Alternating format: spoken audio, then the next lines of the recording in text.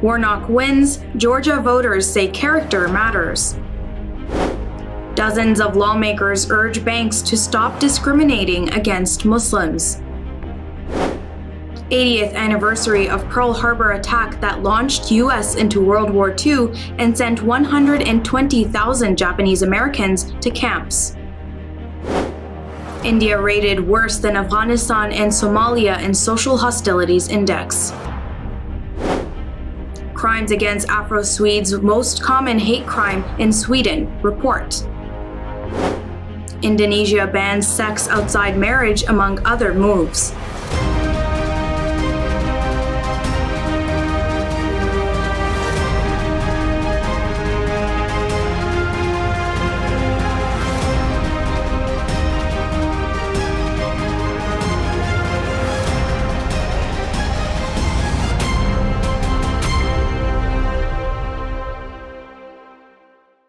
From Toronto studios, this is the Muslim News on Muslim Network TV. Assalamu alaikum, I'm Saamiyah Syed. Our top story tonight, Democratic Senator Raphael Warnock has defeated Republican Herschel Walker in Georgia's U.S. Senate runoff race. It gave the Democratic Party a 51-49 advantage in the Senate. The Progressive Sunrise Movement cheered that it will neutralize the power of the more conservative-leaning Democratic Senator Joe Manchin. A Washington Post editorial declared Georgia is turning into a purple state where character matters. It noted that Georgia defeated former President Donald Trump and Walker, but still elected Republican state leaders who maintained 2020 election integrity. The 200,000 Georgians who voted for Republican Governor Brian Kemp refused to support the GOP Senate nominee. On Tuesday, a New York jury found the Trump Organization guilty on all counts of tax fraud. This was on the same day the former president's handpicked candidate lost a winnable Senate race in the red state of Georgia.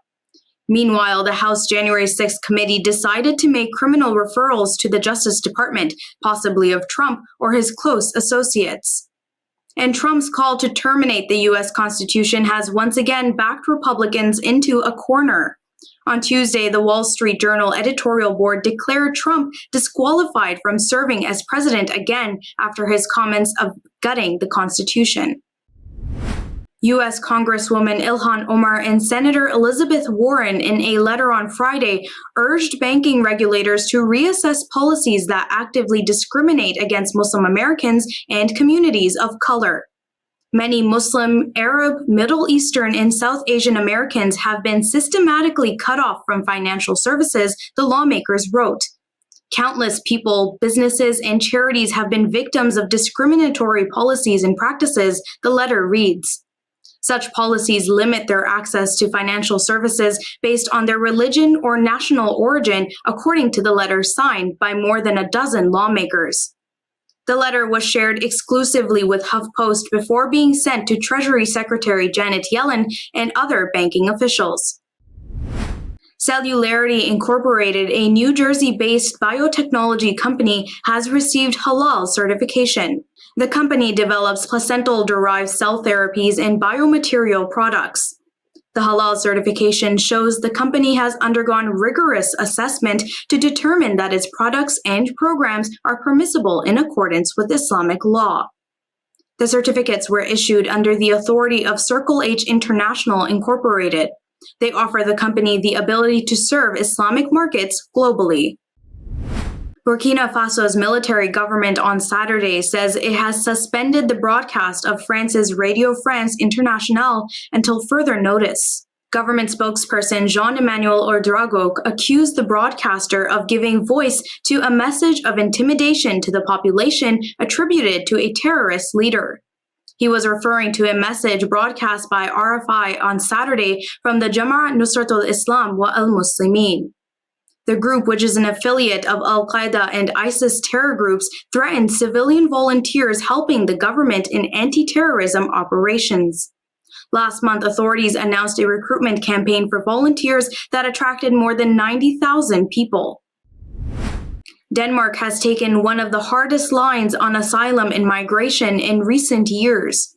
It's become the first European country to revoke residence permits for Syrian refugees. A 12-year-old Syrian, Ghazal Spinati, has spent 8 years living and studying in Denmark. She recently received a letter from the Danish Immigration Service telling her if she did not leave voluntarily, she could be forcibly sent to Syria. Spinati told the Danish Broadcasting Corporation that she goes to school and has many friends and hopes to stay in Denmark. The Danish Refugee Council has objected to the policy. Eva Singer, the council's head of asylum, told Anadolu Agency threatening a child that they can be forcibly deported to Syria if they don't go themselves is shocking. Singer asserted the letters should not be sent to children under any circumstances, as children cannot act on them. A story on the 80th anniversary of the Pearl Harbor attack comes after the break, so stay tuned and we will be right back after these messages.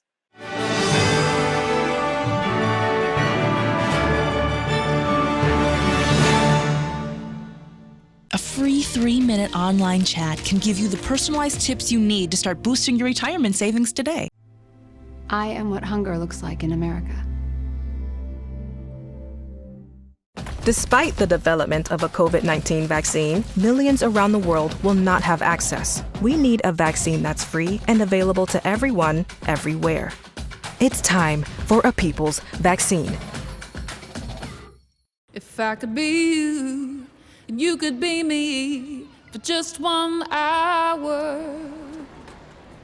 If we could find a way to get inside each other's minds. Walk a mile in my shoes. Walk a mile in my shoes.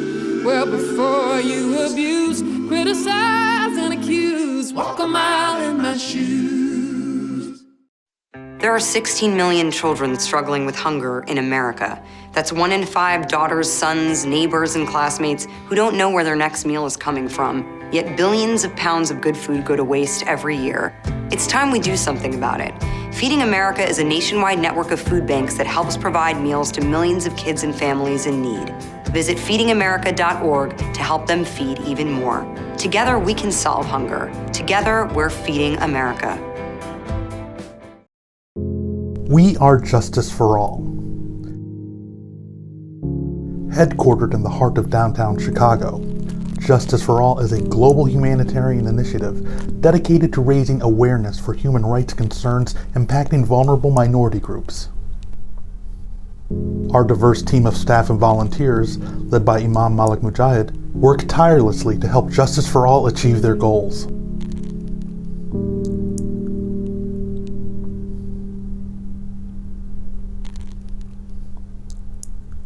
We promote policies that protect religious freedom, address the root causes of mass displacement, and recognize the plight of refugees and forced migrants.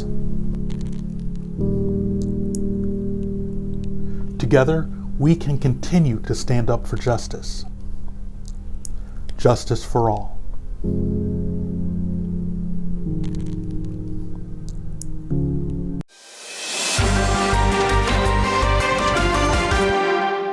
Welcome back. U.S. President Joe Biden has issued a proclamation declaring today, December 7th, National Pearl Harbor Remembrance Day. Japan launched a devastating surprise attack on the U.S. Navy at Pearl Harbor on December 7th, 1941. The attack killed over 2,000 Americans, damaged 21 U.S. warships, and destroyed or damaged over 300 aircraft. It prompted the U.S. to enter World War II to join Allied forces in the fight against Nazi Germany's expansion and Japanese aggression. But the U.S. government also penalized Japanese Americans by rounding them up and sending them to internment camps. Between 1942 and 1945, 10 camps were opened in California, Arizona, Wyoming, Colorado, Utah, and Arkansas. They housed about 120,000 Japanese Americans who were uprooted from their homes and businesses. The White House proclamation does not mention Japanese Americans or the detention camps.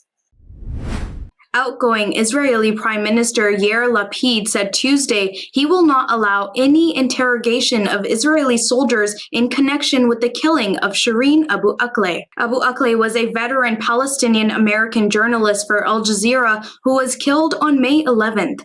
The Palestinian Health Ministry has said that she was shot in the head while covering an Israeli military raid in the West Bank city of Jenin.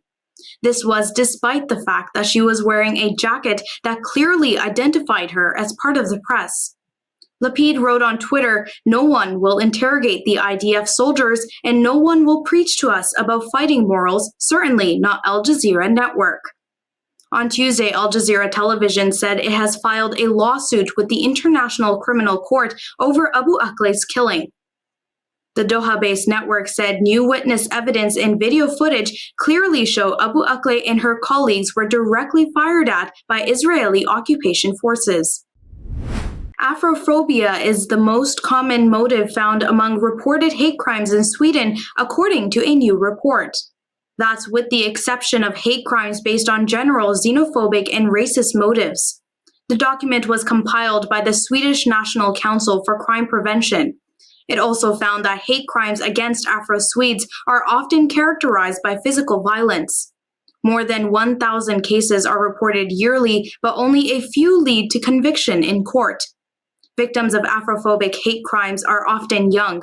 4 out of 10 violent incidents involve those under 18 years old. The youngest victim was only 7 years old. These incidents occur on streets, squares, public transport, as well as in schools and workplaces. Most offenses are committed by strangers, but can also involve neighbors, colleagues, or schoolmates. Authorities in Burma have launched an investigation after 13 waterlogged corpses believed to be members of the Rohingya community were found. A group of women on their way to the market in Yangon region Monday morning made the discovery. The bodies were found near a trash pile around 3 a.m., an eyewitness told RFA Burmese. An investigation has been launched to determine the identities of the victims and their causes of death. The source said at least one of the victims had a gash on his forehead, while another had one on his leg. All of the bodies appear to have been submerged in water for a long time, the source said. There are no bodies of water in the area. A military genocide against the Rohingya 5 years ago led to more than 740,000 Rohingya fleeing from Rakhine State to Bangladesh. Of more than the 600,000 Rohingya who stayed in Burma, an estimated 125,000 have been confined to camps in Rakhine. India scored the worst in the 2020 Social Hostilities Index, according to a Pew Research Center study on how religious groups were affected by COVID-19 restrictions. India scored 9.4 out of 10 on the Index for Religious Hostilities during the pandemic. Among 198 countries studied, India was behind neighbors Afghanistan and Pakistan and other countries such as Syria, Nigeria, and Somalia. Pew Research Center data shows India's index score has been in the very high category since 2007. The Washington, D.C.-based think tank's 13th annual study analyzed data from a time when lockdowns and restrictions affected religious groups. It found a quarter of the countries studied used physical means to impose restrictions on worship services and other religious gatherings. This included arrests and jail time. Indonesia's House of Representatives on Tuesday passed revisions to the country's criminal code. Lawmakers and government officials claim they had softened provisions widely deemed as draconian. That includes those criminalizing insulting a sitting president, outlawing non-marital sex and cohabitation, and articles on the death penalty. The new code retains a number of controversial articles. Osman Hamid, Amnesty International Indonesia's executive director, called it a setback to the protection of civil liberties, particularly the freedom of speech and press freedom. On Tuesday, the House removed ambiguities regarding the nation's position towards religion by approving a new penal code that criminalizes sex outside marriage. It's a major policy shift that many fear could embolden various vigilante groups who attempt to police morality. Coming up after the break is our in-depth analysis segment, so stay tuned and we will be right back after these messages.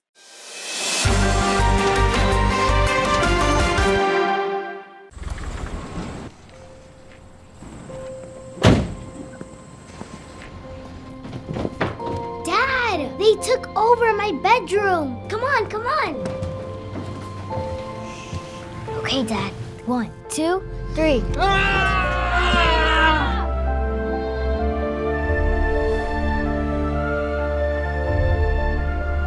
Dad!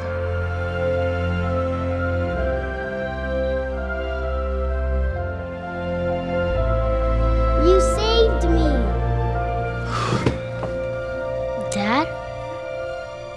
Are you okay? I'm fine, dear.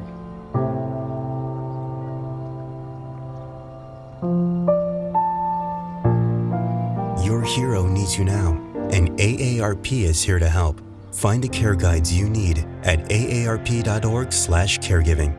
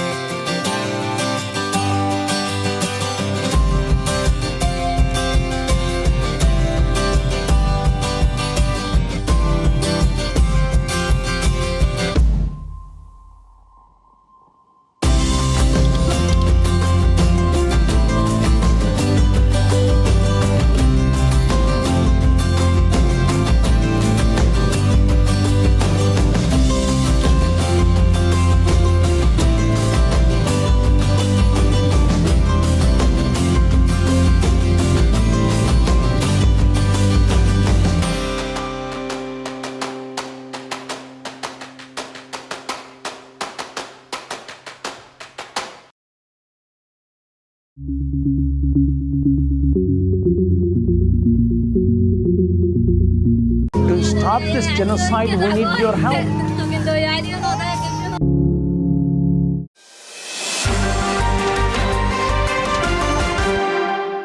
Welcome back. To discuss the academic workers' strike at the University of California, let's go to Imam Abdul Malik Mujahid. Over to you, Imam Mujahid. 48,000 people in the California University campuses of the University of California are on a strike. And America doesn't quite know about it. Labs are closed, classes are canceled, some are in strike, some are in solidarity strike. It might be the largest strike to hit higher education in the United States of America. What is going on here? What these people are looking for? We have a union organizer from California who is actually a member of the bargaining team, Tanzil Chowdhury. Assalamu alaikum. Welcome to Muslim Network TV. Walaikum assalam. Thank you for having me. Tanzil Chowdhury is a student researcher at the University of California, Berkeley, and a member of the bargaining team of the Student Researchers United, UAW.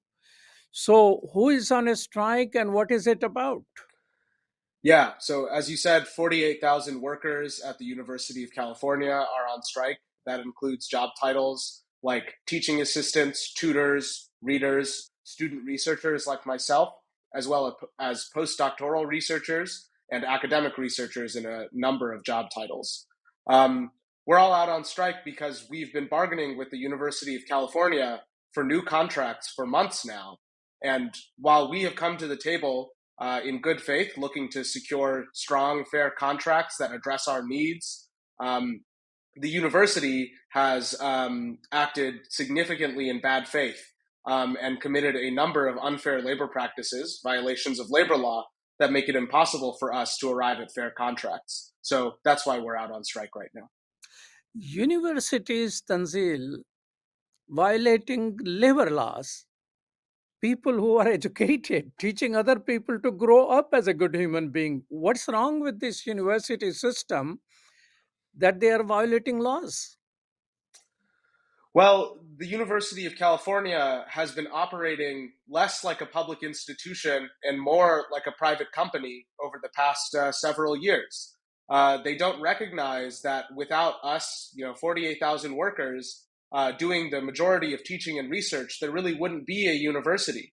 I'm with you. I would hope that they would act fairly, that they would be a model for the rest of the country and for the people of this country, but they haven't been, and that's why we've had to take the actions that we have.